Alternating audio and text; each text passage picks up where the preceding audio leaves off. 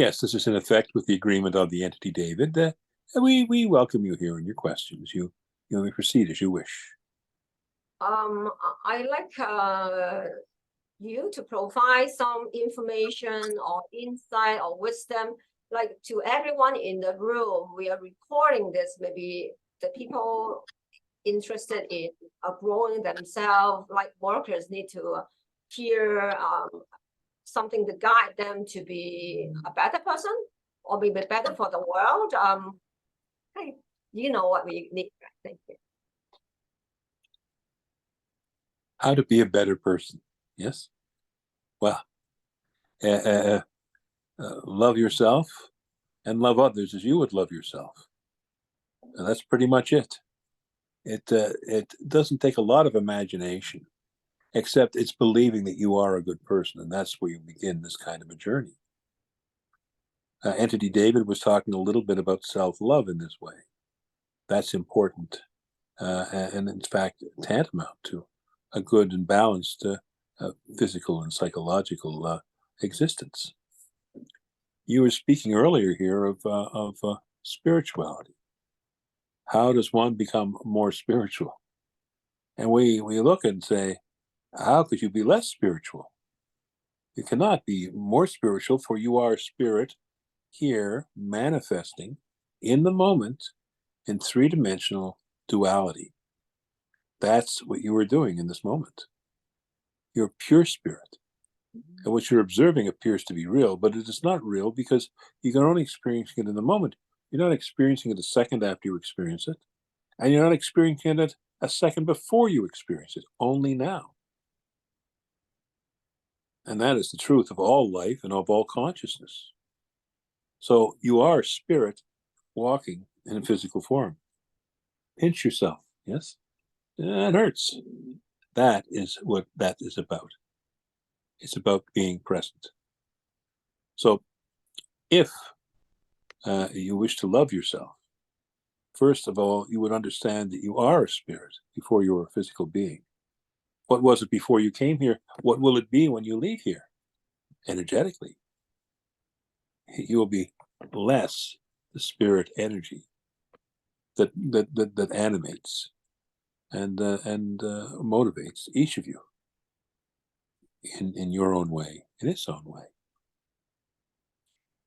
Depending on what you wish in your life, then if you wish for love and you wish for consideration and you wish for success and happiness and joy, then first of all, love yourself and then share that with other people, and you will bring joy into your life and theirs. It's called being selfless, not selfish. These are easy things to talk about, but difficult to practice. The world that you live in is one here that we would say is one of acquisition. You have come from what we refer to as a consumer-based culture. Your culture is designed, instead of on hunting and gathering, the gathering is now buying. That has been classified now. And the hunting is called working. You see? So now you have to work to gather. So you have these two elements to life taken care of within each of you. Yet, the things that you work for and the things you want differ from person to person, depending upon what your desires and predilections are. You see, if you like cooking, then you save recipes and you gain joy from preparing food for other people. If you don't, you'll choke on everything you make for yourself, and no one will want to have even a sandwich made by you, because it's not what you enjoy doing, so you're not putting your energy into it. So it's important to note that the energy you place into the things around you in this lifetime are things of your own making, your own desire, and your own feeling. How do you feel about it? How are you seeing it? How are you holding it in your own life? With questions to ask. And this is how to begin to teach yourself how to love unconditionally, and how to be in this state of true care and true understanding by beginning an open and inner conversation with yourself, speaking to your inner child, and realizing that each of you has an inner child that is that person that you were as a child, quite literally, and how you were influenced by the world around you, by mother and father, by siblings, other relatives, by school, by media.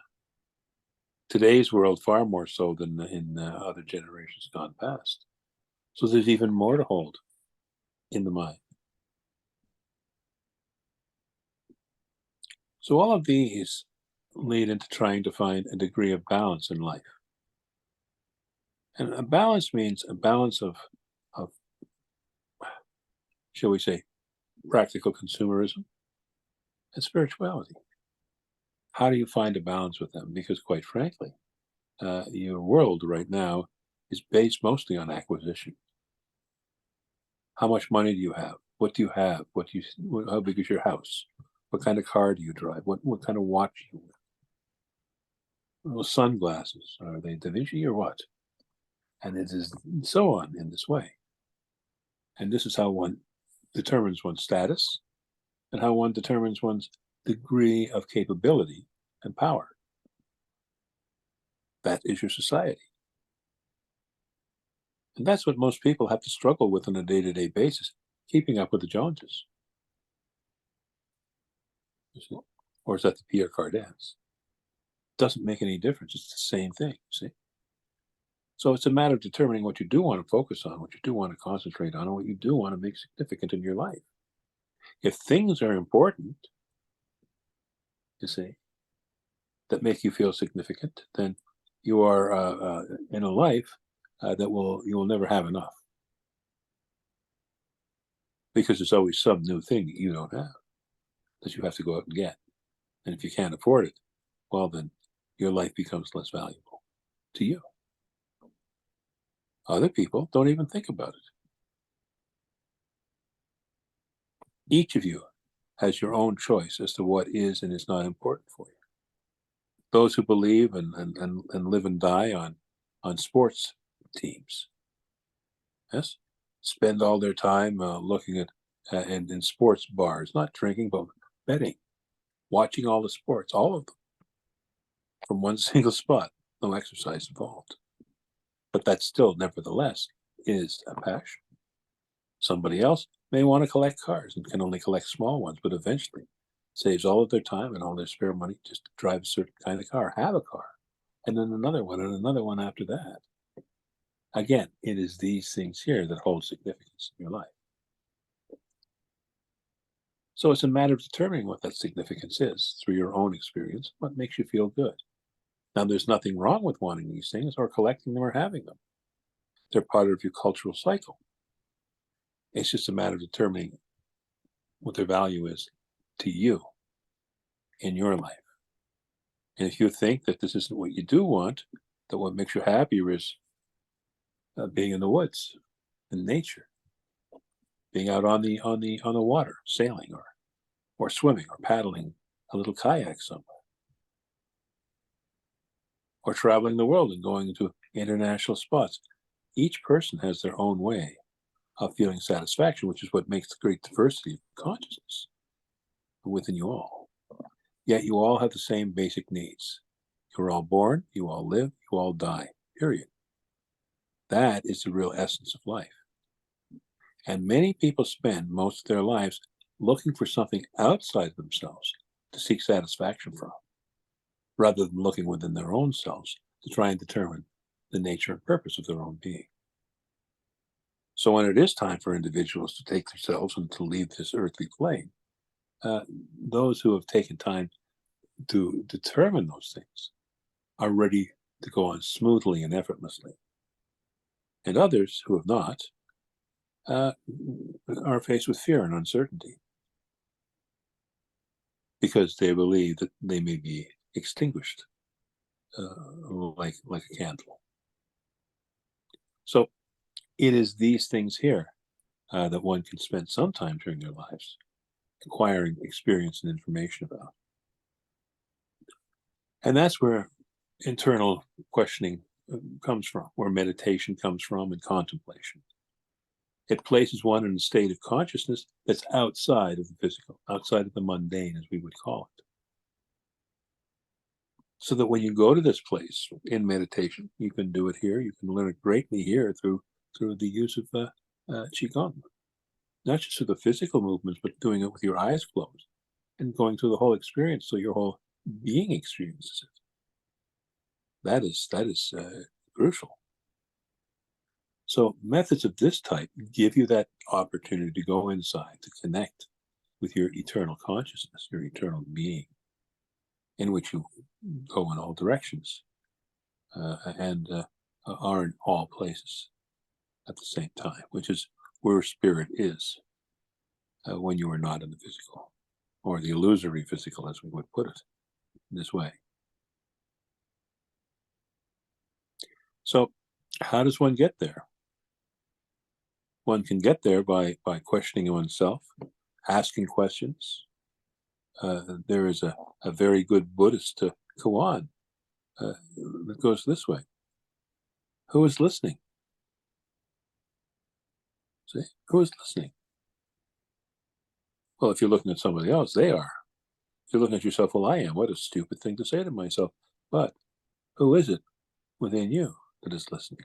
What is it within you that is listening?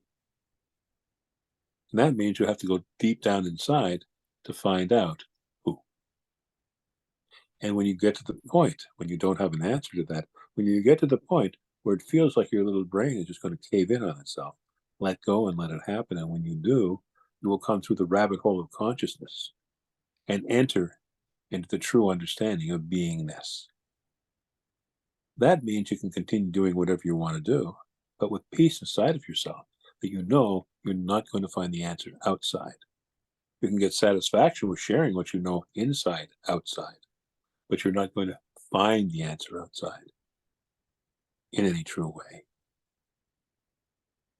And any religion and any belief system that you would look at always tells you the same thing. Even if they say, for example, in Christianity, you will find the truth through Christ. Christ always said, you will find I am you. In other words, he is a metaphor, not just a person, but a metaphor for each of you and your connection with divine consciousness, as you might call it, or universal consciousness, or the light, or whatever you wish to call it. But it is so true, and you are in that place. So when you begin to step into that and realize it is all coming from within, you've chosen to come onto the third dimension to have physical experiences. Because quite frankly, how can you have a physical experience when you're not in the physical? You can't. And the only experience you have in that place, truly, is divine love. And how would you know that? Because in the earth plane, where you were here, what is the highest thing as a human being you can possibly experience? What emotion? Love. Love of life, love of other people, love of yourself, love of being, love of Macintosh apples. It doesn't make any difference. Love. It's those things here that make you feel good. And if that's the highest experience, and on the physical plane, looking all the way down to the atomic level and beyond, what brings those particles together is an energy, an electromagnetic energy, that when enough of them get together, that feeling of attraction is experiencing itself and expressing itself as love. And when it comes into the physical time and it evolves on the physical plane into a being such as yourself, it only stands to reason that the highest truth of your life, or the highest sense of your consciousness, is going to be love, because it's what brought you together anyway. It's the opposite. You see, when the protons and electrons and neutrons floating around on the air suddenly come together, they're drawn together, they create an atom. And when enough atoms come together, they create molecules, etc., until they become you. How many hundreds of trillions of atoms are you made out of? Uncountable. And each one of them is drawn together to hold its potential together with love. So that's where love comes from, within. It is the divine driving force of the universe. So when you are not in the physical plane, you are always in it. But when you are drawn into the physical plane, into a being whose body goes over many generations, over many limitless time to evolve into what you are now, you now have to experience love on a physical level, and you have to learn to see inside of yourself and learn to overcome your fears and your worries and your anxieties that come from a natural physical existence. So here you are in this way. Here you are listening to us. Here you are studying Qigong. You couldn't do better, because these are the paths that you can stand on and walk on and feel connected to, that will allow you to connect with yourself ultimately. In Qigong, we always say that Qi is everything, and it is. It's matter and energy all in one. And that's pretty impressive. And you get to work with it on a daily basis. You get to express it on a daily basis. You get to heal yourself with it on a daily basis. And it is because of how you think. Because it is the thought, indeed, that moves the mind. Thought is what happens just a moment before thinking, before action, before integration. And before that, there is the infinite emptiness, the infinite fullness, the infinite void, and the infinite light. All of it focused together into you and your consciousness and your being in that moment. So it's impressive when you think about it from that perspective, and you see that that is not just a potential you hold within you. It is what you hold within you, because it is what you are. Maybe Teresa did mention earlier about those of you who would wish to channel. The channeling process itself is a simple thing. It's the belief system that's attached to it that's the real challenge that must be dealt with. You see, the real resistance that must be overcome. And ultimately, the real fear as to what happens when you let go of consciousness. Because that's what you have to do if you were going to channel. Let go of consciousness. Let go of what you're going to say next. Let go of everything, to allow yourself to connect to your higher self, to infinite source, and be open to whatever information is necessary to be presented at that moment in time, with whoever you were with, or for yourself. That takes a lot of courage to do, and to let's just say that this is what is going to be the best thing to say in that moment. Because when you begin to channel it, it's always a consciousness interacting with higher consciousness. It has to be. Otherwise, you couldn't have a desire to want to channel in the first place. But in doing this, it gives you an opportunity to begin to see within yourself how simple it is to step into that power and to step into that energy source in this way. So in times to come, we will be, with the Entity David, doing a few workshops. They're not long, because you do most of the work at home once you get technique down. And then you're on your own. It's very simple. And if people say, how can I do this so quickly? And we will say, who are you? And they'll say, I'm Bob or Betty or Jack or John or Jane. And we'll say, are you? And that's the name you've been given. You're a channeler who is here to bring through your eternal spirit. And it's true. In this way, we each are channeling yourself, your mind, your consciousness, your awareness, your being in the moment. That complete and absolute understanding of how close you are to it all. So this is what we say to you in this way: is keep this in mind, and in knowing this, if you are interested in doing these kind of things, know it's easily achievable, but will only become strong within you with constant practice, which is the same as anything else you would do on this plane. Is practice, practice, practice, and when you do that, you'll achieve what it is that you feel you are here to achieve.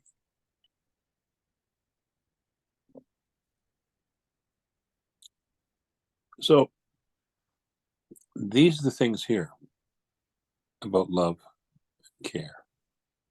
These are the things indeed. To see within your own self exactly what the point of your being is.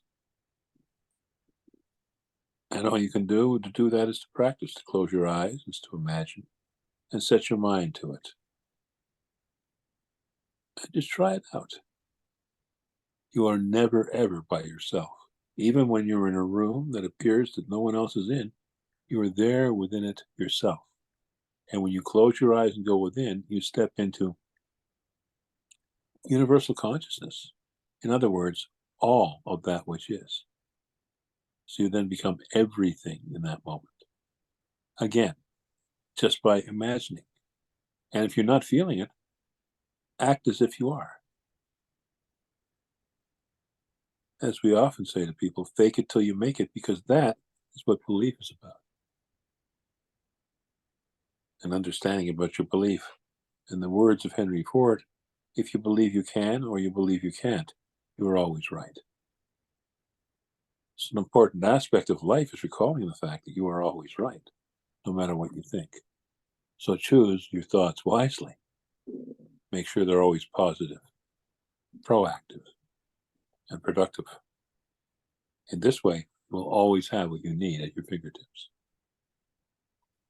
Don't worry about spirituality, because you know that you couldn't be doing any of this unless you were directed by, through, and with your spirit. That is you, right now, in this moment. So it is these things here to keep in mind and to maintain your own faith in who you are and how you are. There is no great magical formula that's going to make you suddenly become an infinite being, because you already are. And it's not just a matter of imagining it intellectually. It's a matter of experiencing it, because that's the only thing that will ever make anything real for you. If you experience it, if you have that sense of the eternal within your own consciousness, and many of you, if you think back, have had that sense on more than one occasion in your life. Those are the moments when the lights flicker on and off a little bit to give you the hints that are necessary for you to achieve a state of consciousness, a state of feeling that allow you to go there. And once you go there, you don't leave. You grow there instead. You become more of who you are in a more productive and enriched environment, if you so choose. So there are things we can say about other aspects of life that's going on right now. People always want to know about earth changes. There will be a lot of earth changes before the end of this year, particularly more ground movement in particular. That means volcanic, and that means more in the way of have you referred of earthquake. Some people would be blaming some machines that have been invented and are in the Antarctic being fired through the earth. This is called conspiracy theory, and this kind of information is not productive. The larger picture is far more understandable and far more common sense. But the earth is indeed always moving on its own core. And right now, with an energetic burst that's coming through, which is referred to as intergalactic energy, which comes in what they call dark energy. And when it hits planets, it warms them up from the inside out. All of the planets are heating up in your in your solar system at this moment in time. And the sun is changing its own specific color vibrations by burning less hydrogen, you see, and more nitrogen. So this is changing that too and making the sun hotter and more intense. It goes through these phases every so many millions of years. So it is a natural cycle for that. But with the Earth heating up, what is happening, of course, is that the plasma in the Earth's core, which is with Earth's core, is actually a liquid but sound iron core center, which always maintains true north within itself.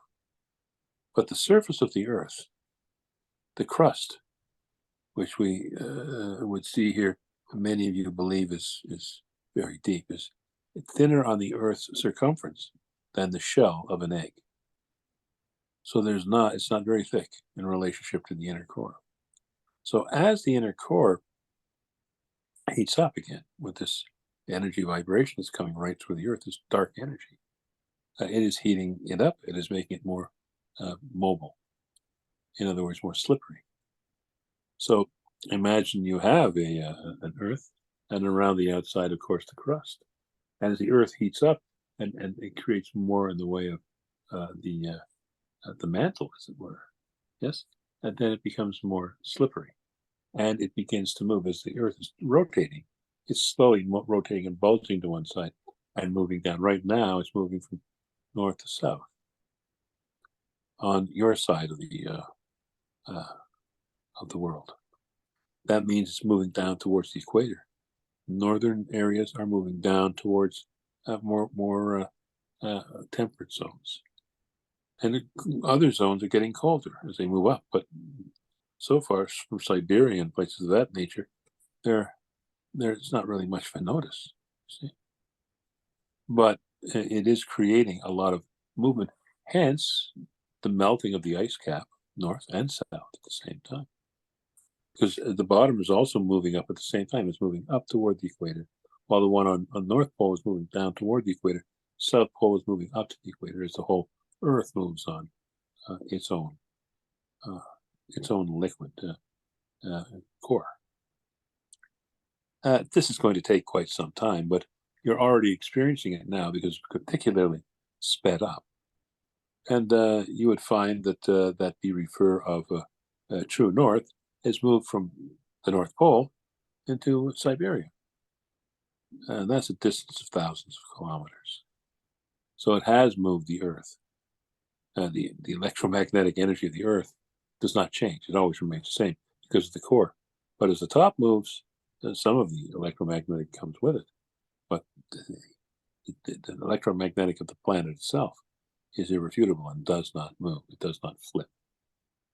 It's the Earth itself that actually moves and creates these disasters and disastrous conditions.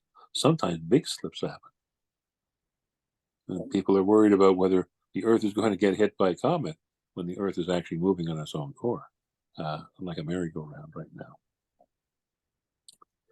Nothing you can do about it, but you can stop blaming climate control or climate change. You can stop blaming that. You can stop turning around and trying to fix that. You can turn around and begin to look at it from a scientific perspective and say, what can we do in the more populated areas? You can think about that. But that will come in time as people begin to understand it more. So this year and the coming times, you're going to have more earthquakes, more volcanic expression as well. And it's not going to get less in 2024. See, it's going to continue. So this is it that way. As far as geopolitical is concerned, the political aspects are concerned are up to you. Each of you who are here today are part of the larger population in this country you're living in. You can make decisions on a day-to-day basis as whether you're going to do something or not. If you're told that you have to have a vaccine or wear a mask, you have a choice. And if you choose not to, then they will have to come up with other rules. Because the thing to always remember, there's more of you than them. And if you want to make changes of a socio and economic nature, Passive resistance is the path to follow. That means you just don't do it, and you don't support it, and you don't talk about it, and you don't have to make a big deal out of it. Just resist. That's all. And if you don't do something, and after a while, and lots of people do nothing, then those people who are trying to run everything have to reconfigure their strategies. So that's a little thing to keep in mind as far as a strategy for yourselves are concerned. To change the world, to change your world, change your habits, and believe what you believe and live that way. See?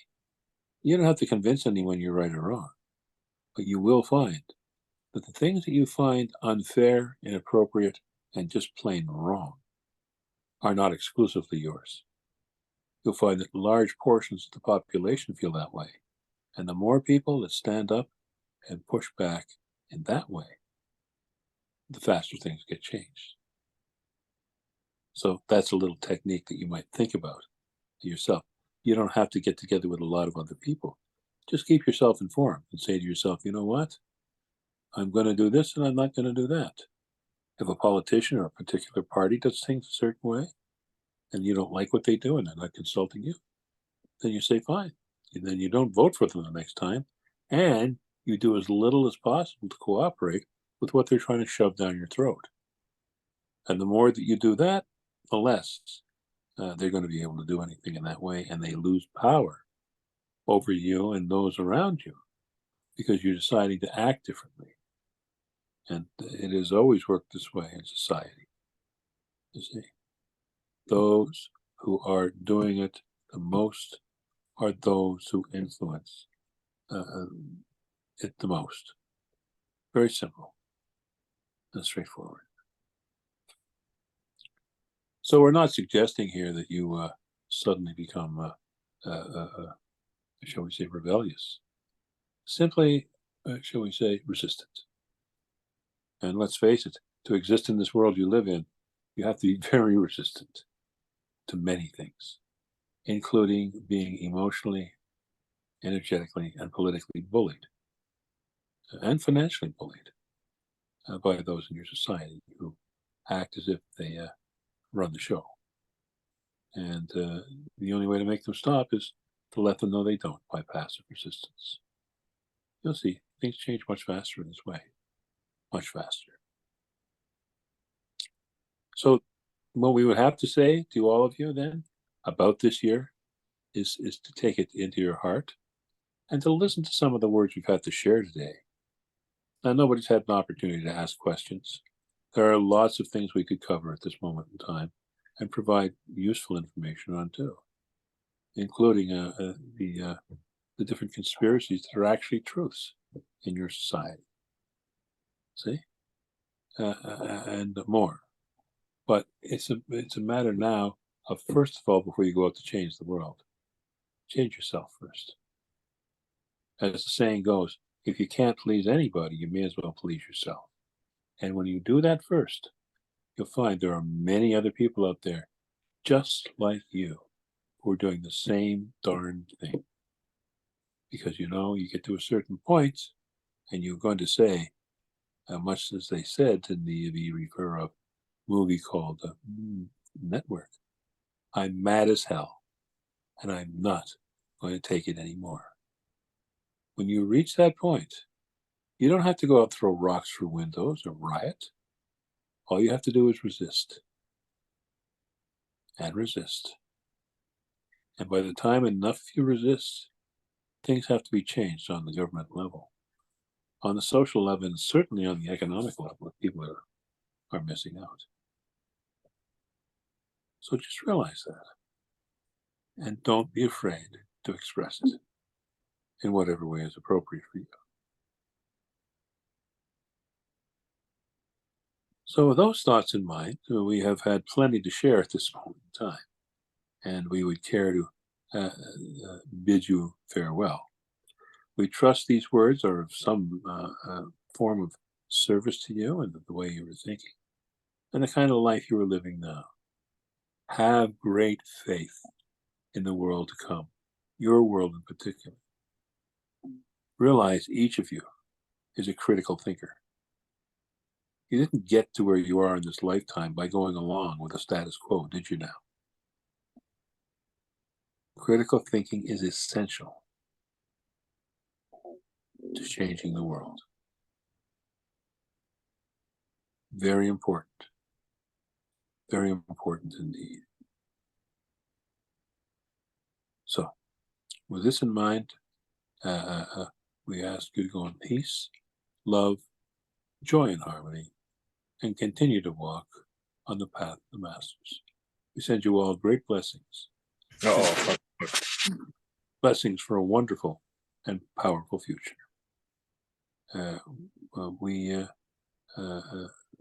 ask you to leave in this way and to continue walking on the path of the Masters. We send you great blessings. We release the form.